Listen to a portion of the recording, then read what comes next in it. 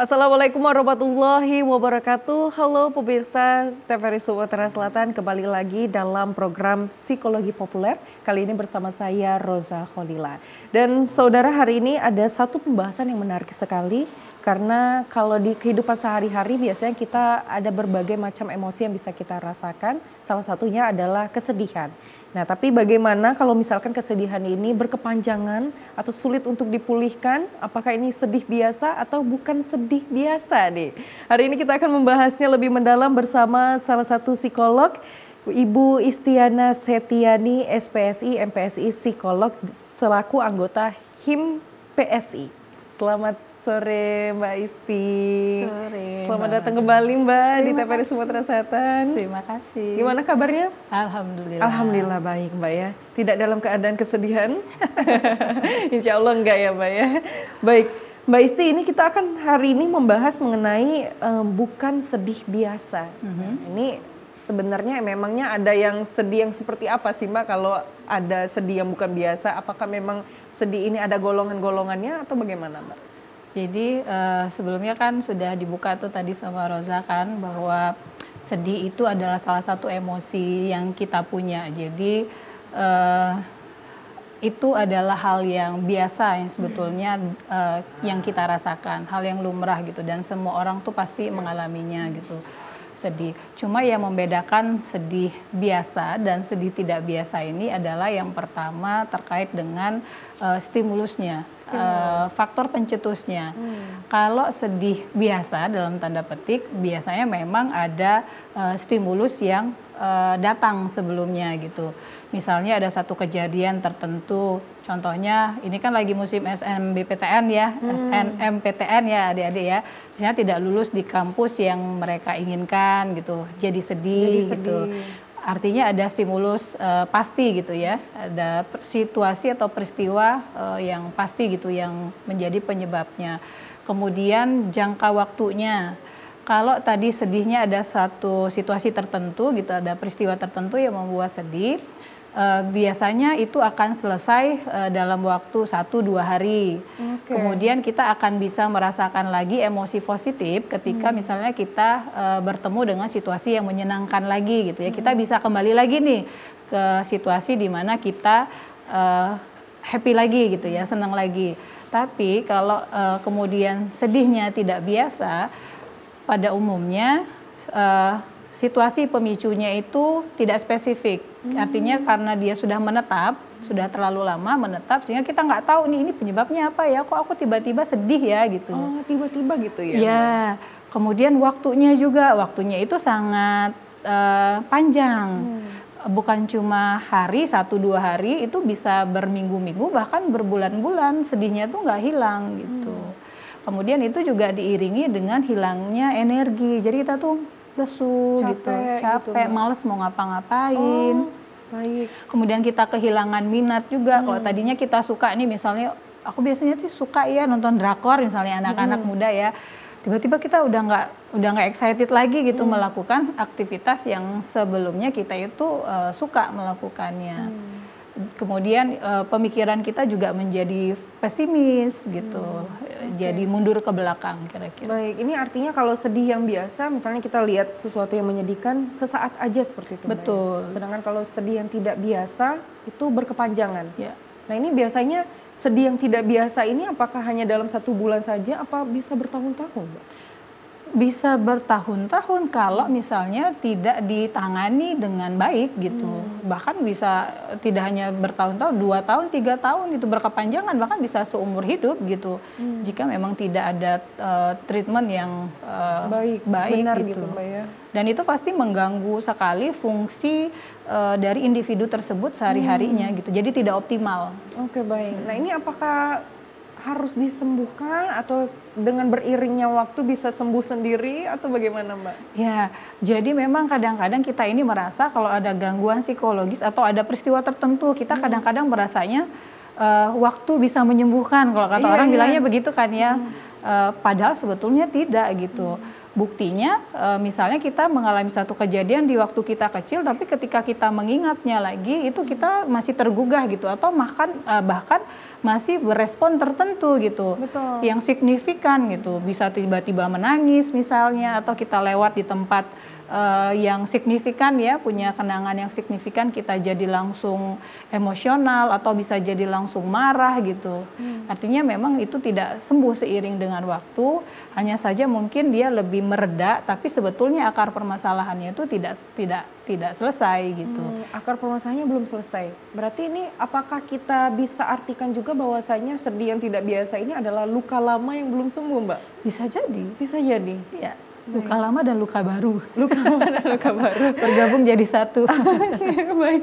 Sebelum kita membahas lebih mendalam mengenai sedih ini, Mbak, sebenarnya kalau di kita secara individu itu sebenarnya ada emosi apa aja sih, Mbak, di dalam diri kita? Kalau emosi dasar manusia kan sedih, marah gitu ya, senang, kemudian kecewa. Ada banyak sebetulnya, tapi emosi dasarnya kira-kira itu. Bahagia, sedih, senang, kecewa. Oke, banyak ya, Mbak ya, bukan hanya sedih saja. Bukan hanya sedih saja. Oke, baik. Nah ini tapi pernah juga, Mbak ya, kita sering dengar seperti joker seperti itu, Mbak. Yang katanya ketika dia sedih malah dia tertawa, Mbak. Nah ini fenomena seperti apa? Apakah memang ada orang seperti itu atau ini hanya di dalam imajinasi dan film saja, Mbak? Sebetulnya kalau misalnya dia sedih tapi tertawa, jadi itu bisa mengindikasikan bahwa ada gangguan psikologis lainnya selain sedihnya dalam tanda petik. Sedih itu kan kalau bahasa psikologinya, kalau yang tidak biasa itu kita sebutnya dengan depresi ya. Bahwa kenapa kemudian muncul perilakunya yang tidak biasa, mungkin ada gangguan psikologis lain yang mengiringinya gitu. Kalau joker itu kan dia ada gangguan skizofrenia juga kan, sehingga dia tidak kongruen gitu antara stimulus dan responnya. Normalnya kan orang sedih itu ya menangis kan gitu. Kemudian kalau sedih dia tertawa, artinya dia menggunakan defense mechanism, coping mechanism yang agak keliru gitu. Atau bisa jadi itu dilakukan dalam rangka dia mencoba menghibur dirinya sendiri gitu. Kalau masih dalam tahapan normal gitu. Tapi ketika tiba-tiba keramaian gitu, dia nggak ada stimulus yang bikin dia seneng gitu ya, tiba-tiba dia ketawa sendiri, kan itu dia sudah tidak terhubung lagi dengan realitas, berarti kan gitu. Kalau kata Gen Z itu menjadi badut seperti itu, perasaan sedih tapi pura-puranya bahagia seperti itu ya. Oke, baik. Itu berarti emosinya ada beberapa dan salah satunya tadi ada sedih seperti itu, Bu ya. Nah, ini untuk kesedihannya sendiri, ketika dia kembali kita merasakan sedih itu di suatu saat, di suatu momen, apakah butuh trigger tertentu atau sedih itu bisa secara tiba-tiba saja, Mbak, muncul? Ya itu tadi, kalau yang sedih biasa itu harusnya ada stimulasinya ya, yang memang membuat dia sedih. Tadi mau jajan tapi ternyata jajannya nggak ada peristiwa pemicunya yang membuat dia sedih. Tapi kalau kemudian sedihnya itu tidak ada stimulusnya yang membuat dia sedih, tapi dia berespon sedih, justru sebetulnya itu harus jadi pertanyaan gitu, harus menggali ke dalam dirinya sendiri. Ada permasalahan apa ya yang sebetulnya mungkin belum selesai gitu, yang kemudian harus kita selesaikan, sehingga kok sedihnya ini tiba-tiba muncul gitu. Jangan-jangan selama ini kita banyak menumpuk kesedihan ke alam bawah sadar sehingga udah banyak banget nih sedihnya. Jadi ketika dia muncul kita tuh nggak tahu ini tuh kesedihan yang dari periode hidup yang mana ya gitu. Karena sudah menumpuk dan tidak terselesaikan tadi gitu. Oke. Berarti kita tidak boleh menumpuk kesedihan, Mbak? Nggak boleh. Yang boleh ditumpuk itu adalah amal. Dan uang. Dan uang. Kalau sedih nggak usah. Jangan, Mbak ya. Oke, baik. Tapi ada juga, Mbak, yang bilang bahwasannya kalau ketika kita sedih, sebaiknya cepat-cepat dilupain gitu, Mbak. Ya, atau ditepis gitu. Nah, ini sebaiknya cara meregulasi kesedihan itu yang baik dan benar itu seperti apa? Ya. Sebetulnya kalau misalnya tiba-tiba nih kita datang permasalahan yang membuat kita sedih. Kalau pada saat itu kita merasa tidak mampu untuk menyelesaikan kesedihan itu, maka ya nggak apa-apa. Sementara kita singkirin dulu, udah deh ditepis dulu, nanti deh sedihnya gitu ya, nggak apa-apa. Atau misalnya ketika kita ada tugas-tugas yang harus dilakukan gitu ya, tapi kita sedih gitu, ya nggak apa-apa, disimpan dulu kayak kita nyimpen barang gitu ya. ditaruh dulu nih di sebelah kanan kita gitu. It's okay, nggak apa-apa. Atau kita menyimpan dulu kesedihan itu atau persoalan itu untuk kemudian kita menstabilkan dulu nih emosi kita nih.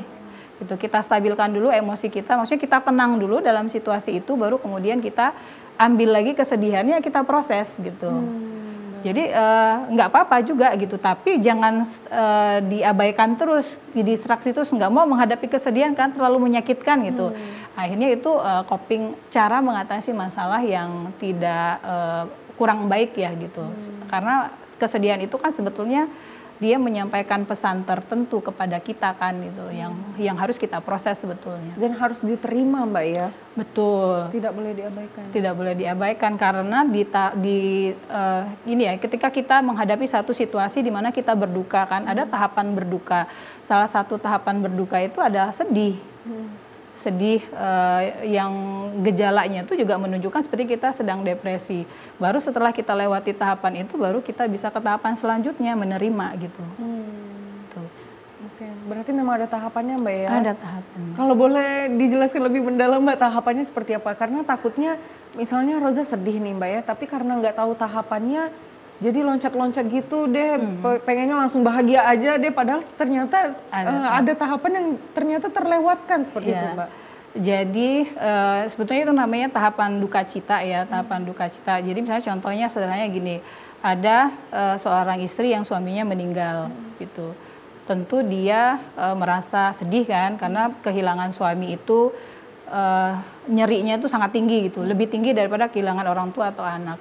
Nah, di awal mungkin kalau tahapannya sendiri itu ada yang namanya anger. Anger itu marah. Kita tidak terima, mengapa sih ini harus terjadi? Kenapa sih suami saya harus dipanggil secepat itu gitu? Marah.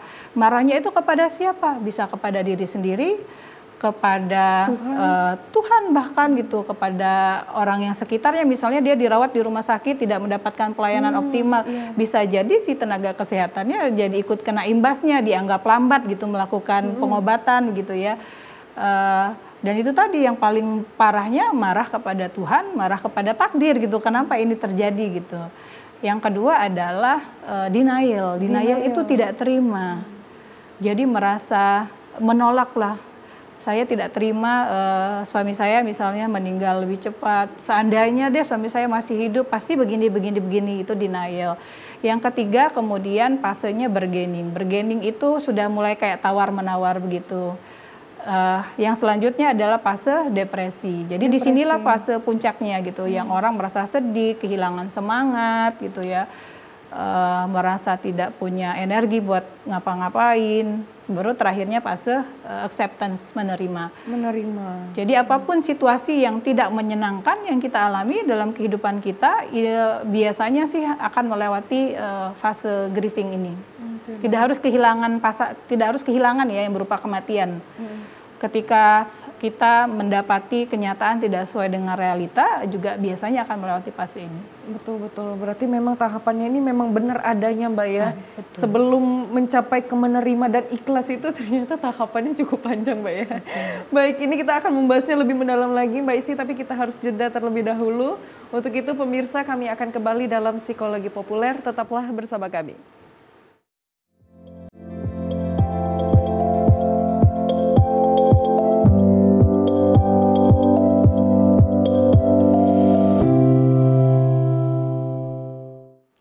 Terima kasih pemirsa, Anda masih bersama kami dalam program Psikologi Populer. Kita akan melanjutkan pembahasan kita bersama Mbak Isti, namun saya ingin mengajak pemirsa yang ada di rumah yang ingin berkonsultasi secara langsung bersama psikolog kita pada hari ini, silakan langsung telepon kami di 0711 311 454 atau boleh langsung titipkan pertanyaan kamu di WA kami. Oke, ini hanya baru di 0823 19 81790. Baik, kita akan melanjutkan pembahasan kita bersama Mbak Isti. Mbak Isti tadi sempat bilang juga ya bahwasanya tahapan kesedihan ini salah satunya ada depresi, Mbak. Ini berarti kalau kita tidak bisa ke tahapan selanjutnya yaitu menerima, apakah seseorang itu berarti bisa stuck di depresi tersebut, Mbak? Bisa jadi stuck di depresi, stuck di kemarahan, stuck di salah satu fase itu bisa jadi. Gitu, Mbak. Ya? Karena tidak diproses. Sebetulnya sih untuk fase grieving ini ya, kita itu tidak harus melewati satu tahap ke tahap yang lain tuh tidak harus begitu ya. Ketika ada kehilangan, orang bisa langsung acceptance tuh memungkinkan juga. Gitu. Atau dia tidak melewati fase angernya gitu, dia langsung meloncat ke depresinya gitu misalnya, memungkinkan juga. Jadi tidak harus berurutan dan tidak harus dialami semua gitu, tapi biasanya sih mengalami semua ya gitu.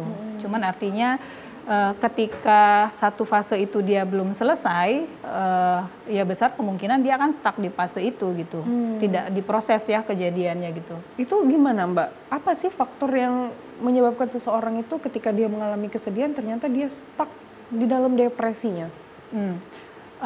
Sebetulnya ketika ada satu situasi yang membuat kita sedih, kita merasakan sedihnya gitu ya. Kalau situasi sedih itu mungkin bisa kita kategorikan situasi krisis ya. Karena kan situasinya itu datang tiba-tiba ya. Kita jadi sedih, kita tidak bisa handle-nya, itu tuh sebetulnya wajar. Situasinya yang tidak wajar kan ya gitu. Nah, apa yang kemudian membuat orang itu stuck di fase itu? Ada banyak faktor gitu. Yang pertama, kemampuan dia mengelola emosinya sendiri itu minim misalnya. Dia tidak terbiasa mengatasi persoalan misalnya dalam kehidupannya. Kemudian yang kedua, dukungan sosialnya juga kurang gitu. Atau yang ketiga, dia ya kita jawab dulu terlebih dahulu, Mbak ya. Halo. Baik, dengan siapa?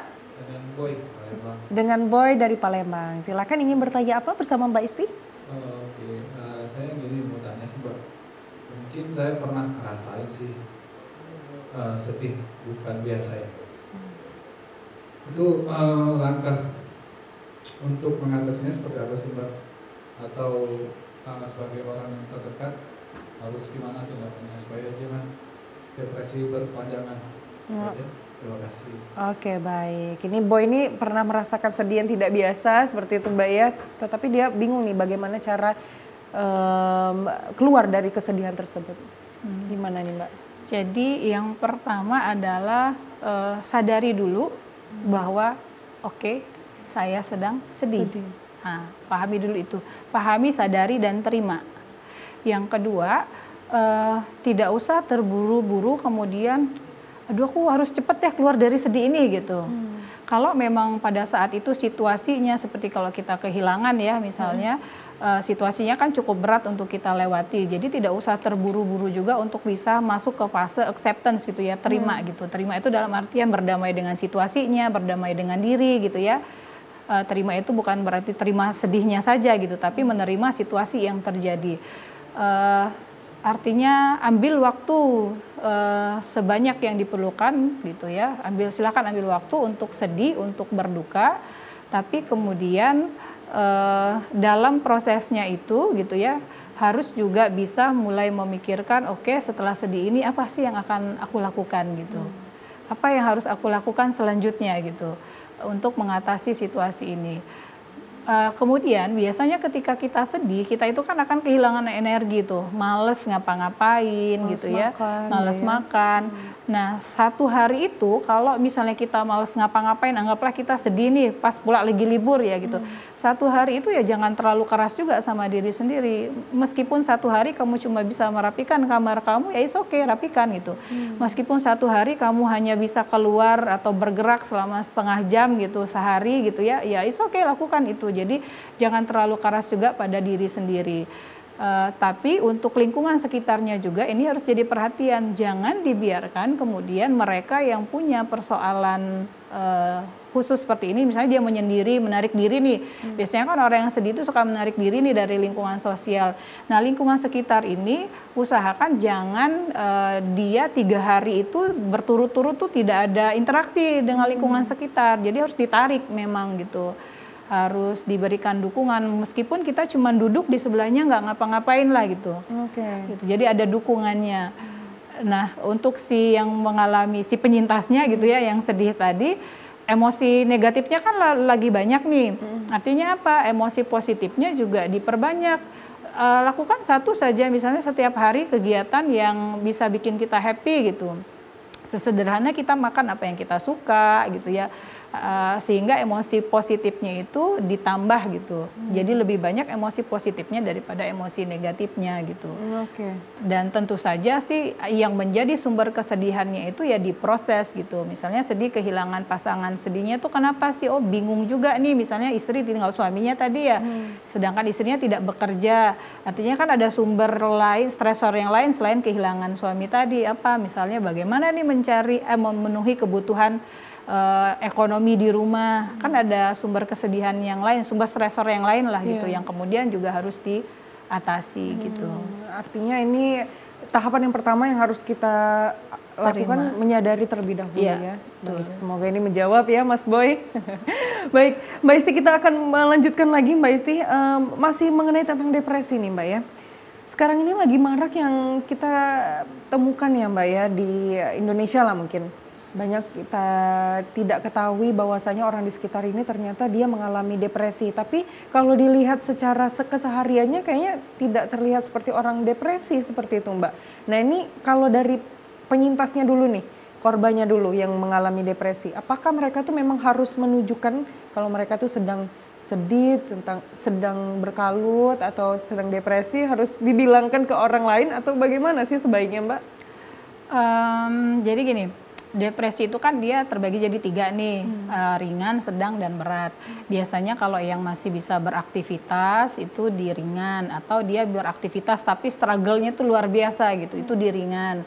Kalau dia sudah masuk ke depresi berat itu biasanya memang sangat mengganggu fungsi keberfungsian dia tuh sehari-hari. Jadi betul-betul mengurung diri gitu, sudah punya ide untuk suicide gitu. Walaupun sebetulnya untuk suicide sendiri dalam tanda petik adalah tidak mengharuskan adanya diagnosa gitu ya, karena ada banyak faktor penyebabnya gitu. Tapi kalau kita kemudian merasa, oh saya ini sedang tidak baik-baik saja ya gitu. Setelah kita menyadari, kemudian kita sudah berusaha untuk menyelesaikan persoalan emosi kita ini tadi sendiri gitu ya, dan itu tidak terselesaikan, maka sangat dianjurkan untuk pergi mencari bantuan ke profesional gitu. Mencari bantuan Mbak ya. Baik, ini apakah wajib hukumnya ketika kita merasakan kesedihan atau depresi itu bercerita ke orang lain atau bagaimana Mbak? Iya, kalau sudah kan depresi itu bisa tegak diagnosanya tuh kalau 2 minggu, kayak Mas Boy tadi yang tanya tuh ya 2 minggu depresinya itu tidak hilang gitu, rasa sedihnya tidak hilang, kemudian udah males mau kerja, mau sekolah, sudah males gitu, sudah melakukan berbagai cara dan itu tidak berhasil, maka ya wajib mencari bantuan. Ketika mencari bantuan nanti kan kalau ke psikiater nanti pengobatannya adalah dengan menggunakan farmakoterapi gitu misalnya. Kalau di psikolog nanti kan ada psikoterapinya, di mana orang depresi itu juga secara kognitif ya, secara logika berpikirnya ada banyak distorsi. Distorsi itu ya pemikiran-pemikiran yang keliru. Misalnya aku tidak akan lebih baik lagi kalau aku sudah tidak lulus misalnya ujian masuk perguruan tinggi negeri, aku bodoh gitu misalnya ya. Atau aku tidak akan hidup bahagia lagi nih karena suamiku sudah meninggal tadi. Itu kan ada banyak distorsi kognitif yang kemudian itu harus dibenahi gitu.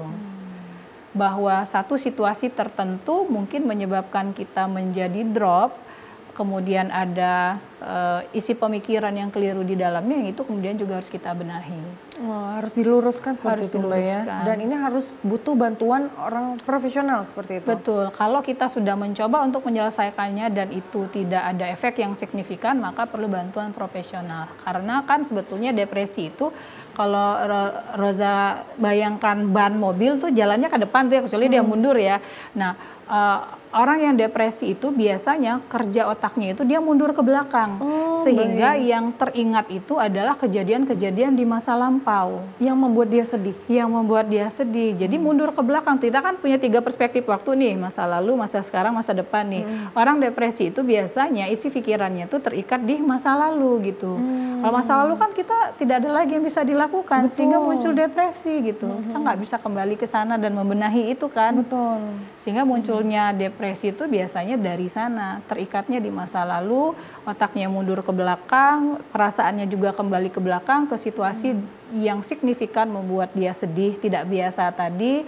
Kemudian juga prefrontal cortex, jadi otak bagian depannya orang yang depresi itu mengalami penyusutan. sehingga begitu. itu mempengaruhi kemampuan mereka dalam menyelesaikan masalah. Oke, baik. Wah, ini sangat berbahaya Mbak ya kalau nggak ditangani. Bisa-bisa nanti depresi berat seperti itu Mbak. Yang awalnya depresi ringan bisa menjadi depresi berat. Nah, tapi kenapa Mbak ya? Setiap orang itu, mungkin Roza dan teman Roza nih, Roza ketika mengalami kesedihan sama mungkin dalam 1 bulan bisa kembali ceria, kembali bahagia, tapi ternyata teman Roza nih dia berlarut-larut Mbak, 5 bulan, 1 tahun. Nah ini kenapa nih Mbak? Kenapa setiap orang berbeda-beda? Iya betul. Yang pertama, karena depresi ini tadi sedih terkait dengan suatu persoalan gitu ya, kemampuan seseorang dalam gini, kita itu melihat persoalan itu dari berbagai macam sudut pandang ya, gitu. Satu orang mungkin hanya ngelihatnya di sisi sebelah sini saja nih, misalnya gelasnya gitu, di sisi sini saja gitu. Padahal kan sebetulnya ada banyak perspektif tuh. Nah, kemampuan untuk melihat persoalan dari berbagai macam perspektif itu tidak tumbuh dalam sehari 2 hari. Artinya pola asuh juga menentukan kemampuan seseorang untuk bisa punya resiliensi. Resiliensi itu daya tahan terhadap masalah gitu ya. Daya lenting kalau resiliensi itu jatuh dia harus bangkit lagi gitu ya. Nah kemudian pola asuh itu juga menentukan bagaimana dia mampu untuk kalau ada problem nih gimana nih, apa yang harus kita lakukan nih gitu. Jadi bukannya malah stres kalau ada tantangan, tapi itu justru bikin dia jadi semangat gitu. Oke, ini saya jalan lewat sini nih, ada meja kan, nggak bisa kan. Kalau orang yang mudah putus asa, udahlah nggak bisa, menyerah kemudian drop gitu. Padahal kan ada jalan ke kiri, ada jalan ke kiri, ke kanan, atau bahkan meloncati mejanya kan gitu, kalau diperlukan gitu. Nah hal itu sebetulnya terbentuknya dari pola asuh gitu, dari bagaimana kemudian dia dibentuk ketika kecil gitu. Oke, baik. Berarti ini pola asuh dan sosial di sekitarnya juga Betul, mempengaruhi sosial di sekitarnya bagaimana dia menyelesaikan masalahnya dan menghilangkan kesedihannya Mbak ya. Baik, Mbak Isti, jawab dengan singkat Mbak, depresi bisa disembuhkan atau tidak? Bisa. Bisa. Oke, baik. Setelah ini kita akan membahasnya mengenai bagaimana penanganan dari depresi tersebut. Namun kita harus jeda terlebih dahulu. Untuk itu pemirsa, kami akan kembali dalam Psikologi Populer. Tetaplah bersama kami.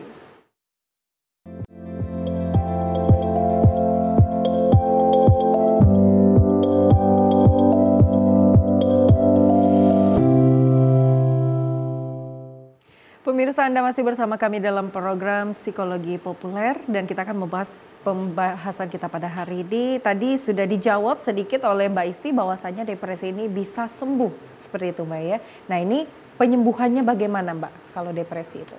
Oke, tadi kan sudah sempat kita bahas tuh bahwa depresi ini dia akan mempengaruhi emosi. Jadi si penyintasnya ini terdampak emosinya, kemudian kognitifnya dan perilakunya.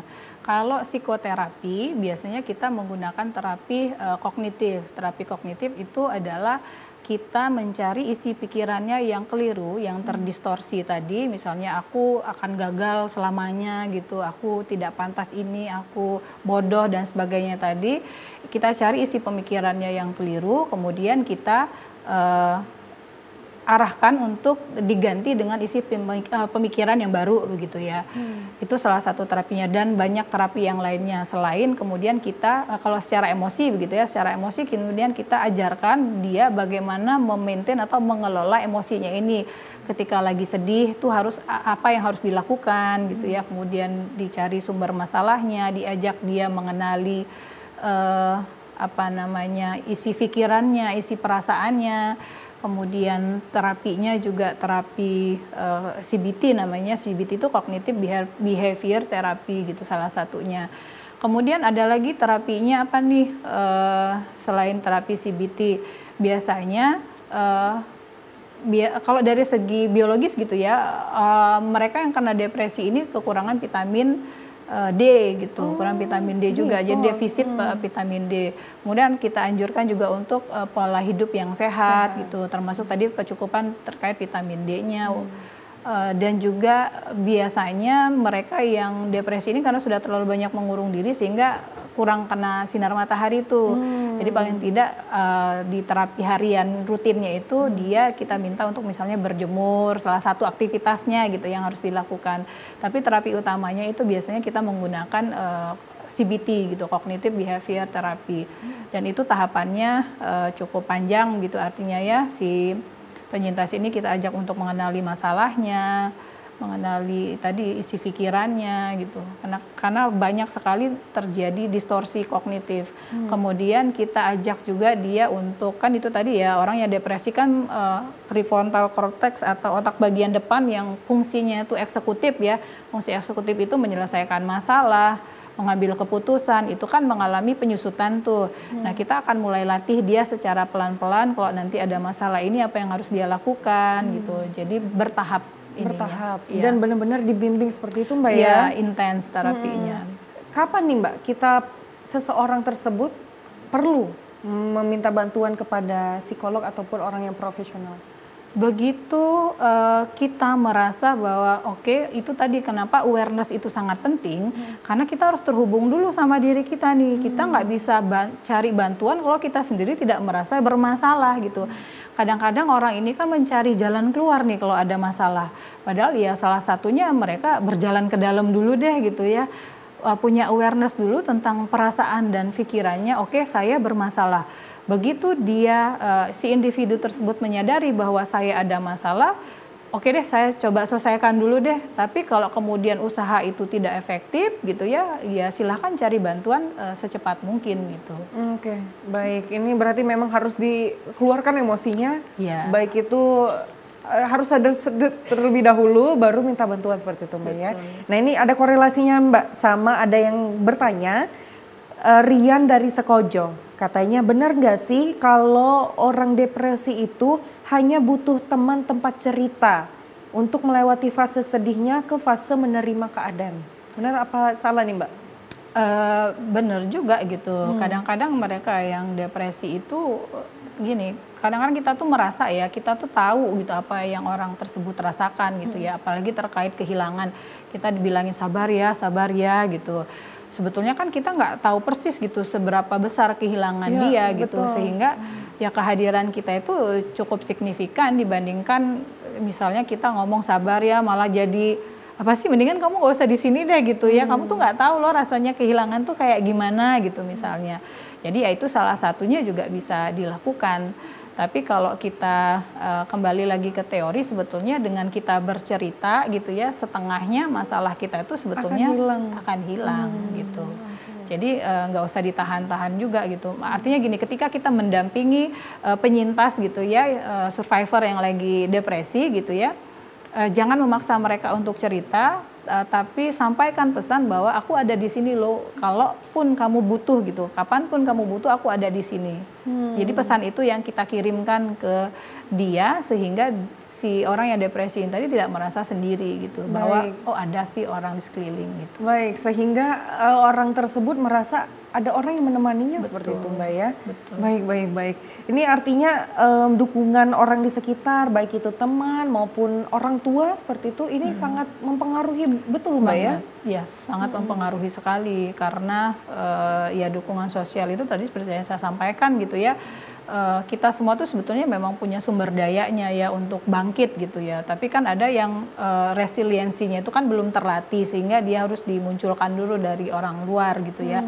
Dan ada orang yang dia punya motivasinya tuh eksternal. Jadi ketika melihat orang sekelilingnya tuh support gitu kan, itu kan menambah, oh aku tuh dicintai loh sebetulnya. Betul. Mereka tuh mendukung aku loh, aku tuh nggak sendiri loh gitu. Jadi itu punya peranan yang signifikan ya.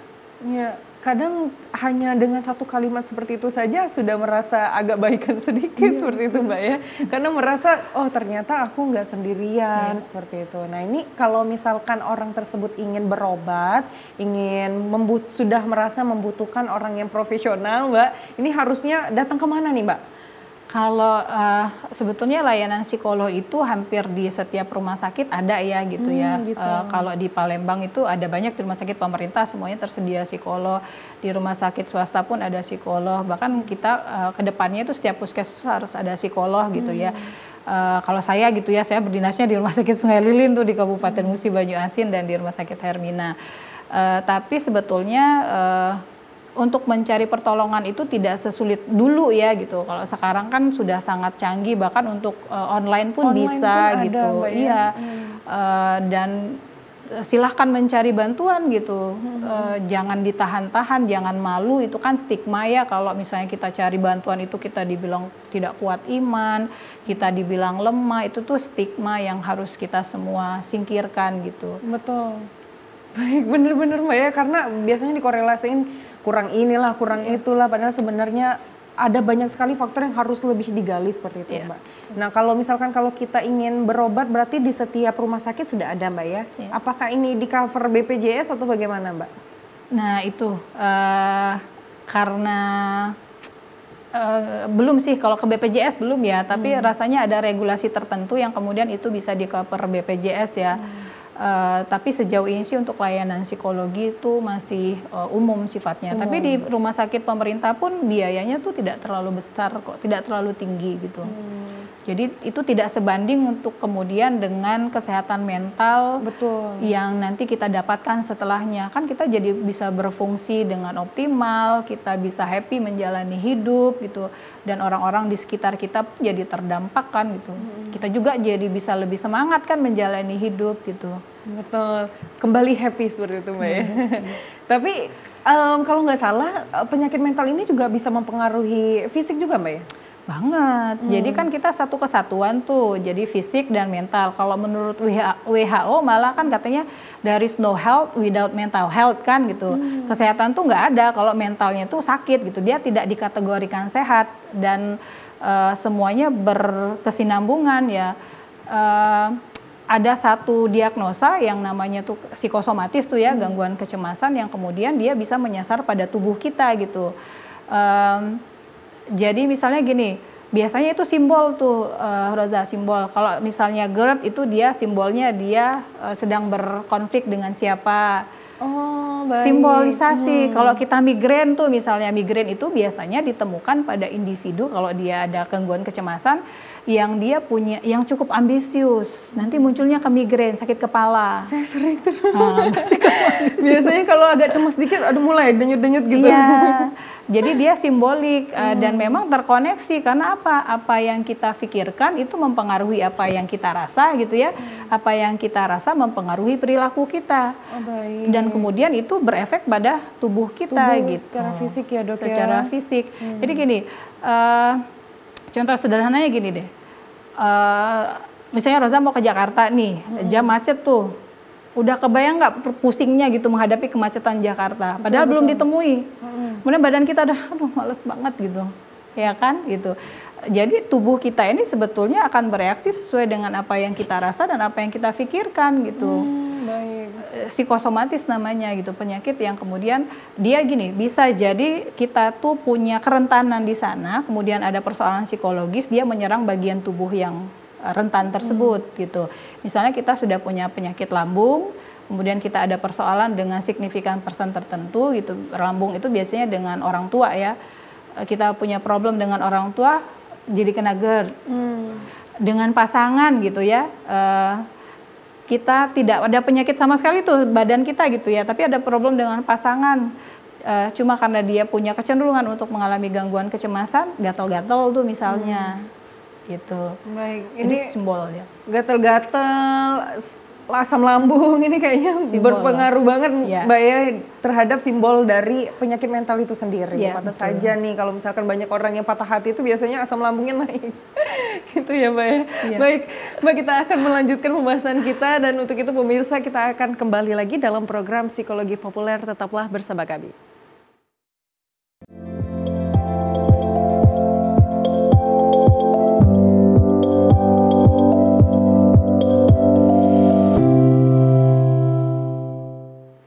Terima kasih pemirsa, Anda masih bersama kami dalam Psikologi Populer. Kita akan kembali membahas mengenai bukan sedih yang biasa bersama Mbak Isti. Tadi kita sudah sedikit berbicara Mbak ya tentang depresi itu sendiri, bagaimana penanganannya dan lain sebagainya.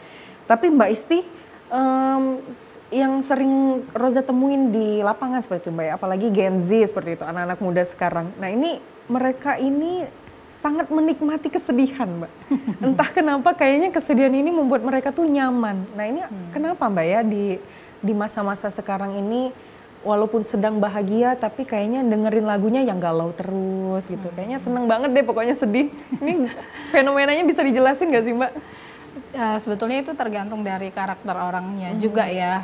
Jadi ada memang beberapa kepribadian yang dia kalau orang bilangnya tuh drama queen gitu ya, cari perhatian gitu, sampai dia memang menikmati kesedihan, dalam artian belum tentu juga dia menikmati, bisa jadi memang dia pada fase itu dia sedang sedih dan dia saking sensitif dan pekanya ya, bukan cuma Gen Z gitu, ada orang yang cuma ngeliat liputan artis siapa gitu meninggal terus dia ikutan sedih gitu ya. Sebetulnya itu juga mengindikasi bahwa secara psikologis gitu ya, dia punya karakter yang melankolis tuh namanya.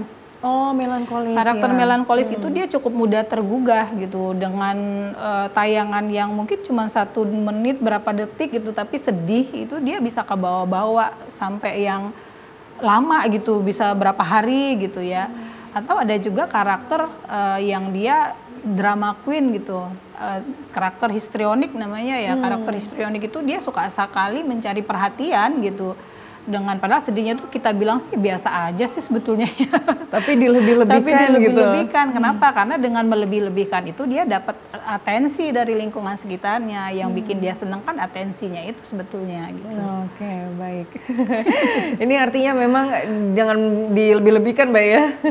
Untuk memulihkannya Mbak, kalau misalkan sampai ke tahapan depresi mungkin kita membutuhkan tenaga profesional. Tapi kalau misalkan sedih-sedih yang biasa aja tetapi 1 bulan, 2 bulan, nah ini penyembuhannya secara mandiri bagaimana Mbak? Apakah dengan berbelanja dan lain sebagainya? Sebetulnya kalau udah 2 bulan mas sudah masuk ke kategori depresi ya, karena tadi kan diagnosanya tegak tuh kalau dia 2 minggu waktunya dan ada kriterianya tuh 4 dari 8 kriterianya kan terpenuhi ya. Cuma kalau misalnya kita kembali ada sedih biasa, gimana sih cara handle-nya gitu ya supaya bisa melewatinya, lebih tepatnya coping mekanismenya gimana nih cara kita mengatasinya tadi gitu ya. Nah, itu tadi kita pahami dulu sumber sedihnya, silakan ambil waktu untuk bersedih gitu ya. Kalau misalnya itu tadi energi negatif, emosi negatif kita tuh lebih banyak ya kita tambah dengan emosi positif gitu. Kalau kemudian dirasa berbelanja, salah satunya adalah berbelanja mungkin bisa bikin kita happy pada saat itu ya silahkan lakukan. Tapi yang jadi salah adalah ketika setiap kali sedih dia berbelanja gitu. Tanpa kemudian mencari tahu nih apa sih penyebabnya gitu ya. Kenapa sih aku milihnya belanja gitu kan ya. Karena itu sebetulnya juga simbolik tertentu. Ada yang dia sedihnya makan gitu ya, silakan saja. Tapi kalau kemudian, tapi itu diiringi dengan diproses gitu sedihnya tadi gitu. Oh ya misalnya gini tadi, oh aku itu jadi sedih banget nggak lulus ujian perguruan tinggi ini misalnya, karena aku tuh sudah punya cita-cita banget nih kuliah di sana gitu. Aku sudah membayangkan nanti kalau aku kuliah gimana prosesnya gitu. Nah artinya kan kita harus mencari tujuan yang baru nih, gimana caranya, oke lah nanti aku tahun depan misalnya coba lagi gitu. Itu kan diproses tuh kesedihannya. Tapi kalau kemudian dia menghilangkannya dengan cara belanja, makan, atau dengan coping mekanisme yang lain, itu dia menggunakan sistem defense mechanism ya kalau bahasa teorinya itu yang keliru, yang negatif gitu. Jadi kita ini Roza, kalau kita punya problem, kita itu akan mengeluarkan coping secara otomatis, ada defense mechanism yang kita keluarkan untuk melindungi diri kita. Jadi kalau kita diserang tuh kita akan otomatis nangkis, nyerang balik gitu ya, atau menghindar gitu. Nah, coping mechanism yang efektif adalah kita mengevaluasi situasi itu. Apa sih yang keliru dari situasi ini? Apa sih yang bikin aku sedih? Oh sedih misalnya ternyata sumbernya adalah malunya nggak lulus itu. Kan ada orang yang pengen lulus itu bukan karena memang dia benar-benar pengen sekolah di sana, tapi pengen dia bagus pengen gitu misalnya, pengen diakui. Kalau bahasa teorinya itu kita itu melakukan sesuatu mengejar kesenangan atau menghindari kesakitan. Mengejar kesenangan itu misalnya kita pengen dipuji, tapi menghindari kesakitan tuh kita tuh nggak mau dibilangin goblok karena nggak lulus di perguruan tinggi itu misalnya. Nah itu kan diproses tuh. Oh kenapa ya aku takut banget dibilangin goblok gitu misalnya. apakah misalnya dia dicari, akhirnya nanti akan ketemu akar masalahnya. Jadi diproses. Coping mekanismenya ya gunakan coping mekanisme yang positif, yang ada evaluasinya. Oh oke, aku nggak lulus karena nilai aku jatuh di TWK misalnya kalau ujian PNS ya gitu ya. Oh berarti TWK nih yang harus aku pelajari lebih banyak gitu, bukan kemudian nggak lulus PNS ya udahlah aku punya uang ini aku belanja aja gitu. Jadi tidak efektif kan gitu. Oke, baik. Itu mungkin hanya perilaku-perilaku yang bisa membuat kita happy tetapi sesaat. Ya. Harus dievaluasi seperti itu, Mbak ya. Nah, ada salah satu cara mungkin Mbak ya yang sekarang lagi tren-trennya nih, manifesting, Mbak. Nah, ini seberapa efektif Mbak dengan manifesting itu untuk menghilangkan kesedihan kita? Sebetulnya gini, manifesting itu akan bisa jadi lebih efektif gitu ya kalau kemudian ada usahanya yang mengiringi itu. Kalau hanya manifesting itu kita kayak membayangkan kan gitu ya, oh aku nggak lulus nanti aku bayangin deh ke depannya nanti aku lulus di kampus itu gitu misalnya. Itu bagus, tapi nanti kemudian kalau itu tidak diiringi dengan usaha yang realistis gitu ya, nanti malah akan berujung kesedihannya lebih lanjut gitu, karena dia terikat dengan imajinasi saja gitu. Jadi dia udah membayang-bayangkan nggak lulus tanpa ada usaha gitu. Maksudnya usaha yang dilakukan hanya sebatas manifesting doang gitu ya. Itu jadi keliru juga gitu. Jadi manifesting boleh dan itu tuh bisa banget ya. Jadi kita dengan manifesting itu kita membayangkan ke depan kita tuh akan seperti apa sesuai dengan harapan kita, tapi kemudian diiringi dengan langkah-langkah yang konkret gimana caranya bisa ke sana gitu. Betul, harus masih ada usahanya seperti itu. Jangan hanya berimajinasi saja Mbak ya. Betul. Oke, baik. Mungkin ini tips dari Mbak Isti bagaimana caranya untuk mencegah agar kesedihan itu tidak berkembang menjadi depresi. Ya, sebetulnya gini, sedih itu hal yang wajar ya. Jadi jangan merasa malu, jangan merasa tidak oke gitu kan. Ada juga tuh istilahnya kalau kata drama Korea tuh ya, it's okay to be not okay gitu ya, nggak apa-apa juga kita nggak oke gitu. Dan ketika tidak oke itu silakan ambil waktu seperti yang saya sampaikan sebelumnya, silakan ambil waktu secukupnya untuk bersedih, tapi kemudian harus diiringi dengan evaluasi langkah ke depan gitu ya selanjutnya. Jadi kita harus membangun harapan. Ketika sedih ada hal yang tidak bisa tercapai atau ada situasi yang tidak kita inginkan terjadi, silakan sedih, ambil waktu secukupnya gitu ya, tapi kemudian pikiran kita, perasaan kita juga harus kita kembali ke bawah gitu ya, ke depan. Ke depan itu dalam artian oke, dengan keadaan seperti ini apa yang bisa saya lakukan? Bagaimana caranya gitu untuk bisa keluar dari situasi ini? Jadi pemikiran akan masa depan itu membawa optimistis gitu untuk diri kita sendiri. Oke, baik. Nah ini salah satu ilmu banget nih Mbak yang bisa kita terapkan sehari-hari. Kalau misalkan untuk remaja nih Mbak ya, mungkin mereka yang belum pernah mengalami kesedihan-kesedihan tersebut. Kalau kita seperti kita yang orang dewasa mungkin kita bisa mempelajarinya, memahaminya seperti itu. Nah tapi kalau kita ingin membangun nilai-nilai ke dalam remaja tersebut yang nantinya mereka akan bisa merasakan kesedihan, patah hati dan lain sebagainya, agar mereka bisa menghilangkan kesedihan itu secara positif, seperti Mbak ya, bukan ke arah yang negatif, itu bagaimana Mbak caranya? Ini remaja itu kan anak-anak lewat, dewasa belum gitu. Betul. Jadi berada di fase pertengahan yang sebetulnya mereka juga sedang mencari identitas dirinya ya. Jadi memang ada di fase storm and stress banget gitu. Nah, remaja ini juga tidak bisa kita lepaskan sendiri gitu ya. Artinya gini, apa yang remaja sekarang hadapi itu sebetulnya adalah hasil pembelajaran ketika pola asuhnya dari kecil gitu. Jadi bukan ketika remaja baru kita ajarin caranya, enggak gitu.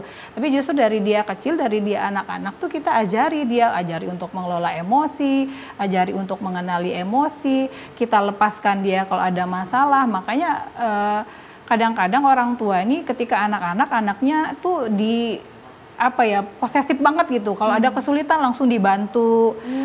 Kalau ada rintangan sedikit, kalau bisa janganlah anaknya mengalami kesusahan gitu. Padahal sebetulnya itu membentuk anak-anak ini untuk dia kemudian ketika nanti remaja dan dewasa. Kan nanti kita ini kan sebagai orang tua tugasnya adalah menyiapkan anak untuk ditinggalkan gitu. Jadi bukan kemudian ketika remaja baru kita ajari dia, kita bekali dia, tidak gitu. Tapi justru dari fase anak-anaknya kita bekali gitu dengan berbagai keterampilan, kita hadapkan dia pada bukan kita tuh memberikan kesulitan pada anak, enggak ya, tapi membiarkan mereka mengatasi persoalan tersebut, menghadapkan mereka pada tantangan gitu sehingga mereka sudah terbiasa. Betul. Jadi skillnya kan terlatih tuh kalau udah biasa menghadapi masalah kan gitu. Ketika mereka menghadapi masalah itu sendirian, mereka jadi belajar seperti itu, Mbak ya.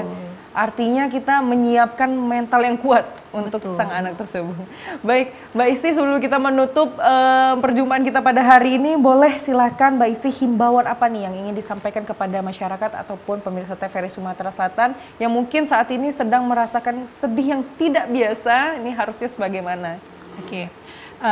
Bagi teman-teman yang mungkin saat ini sedang mengalami atau merasakan sedihan, is okay, nggak apa-apa. Saya memahami gitu ya kesedihan Anda gitu. Saya temani dari jauh, kemudian silahkan bersedih, tapi kemudian energi, pikiran dan perasaannya juga kita ajak kembali ke masa depan bahwa ini bukanlah akhir dari segalanya gitu. Bahwa saat ini mungkin terlihatnya saja semuanya gelap gitu ya, tapi ke depan nanti insya Allah akan ada cahaya lagi gitu. Kemudian buat yang mungkin di sekitarnya ada yang sedang mengalami kesedihan yang tidak biasa, jangan dibiarkan sendiri, temani, bila perlu ajak untuk mencari bantuan gitu secepatnya. Baik, akan ada cahaya nanti di ujung sana, Mbak ya. Terima kasih banyak Mbak Isti sudah hari ini mengedukasi, memberikan ilmu pengetahuan yang banyak sekali untuk pemirsa TVRI Sumatera Selatan. Semoga siapapun yang sedang merasakan kesedihan bisa meregulasi emosinya dengan baik, dan kalau misalkan sudah merasa membutuhkan pertolongan, boleh langsung mencari pertolongan kepada tenaga profesional. Baik, kami ucapkan terima kasih sekali lagi Mbak Isti. Selamat beraktivitas kembali. Terima kasih. Dan untuk pemirsa, kami kembali lagi dalam Psikologi Populer lainnya. Saya Roza Kholila pamit undur diri. Sampai jumpa.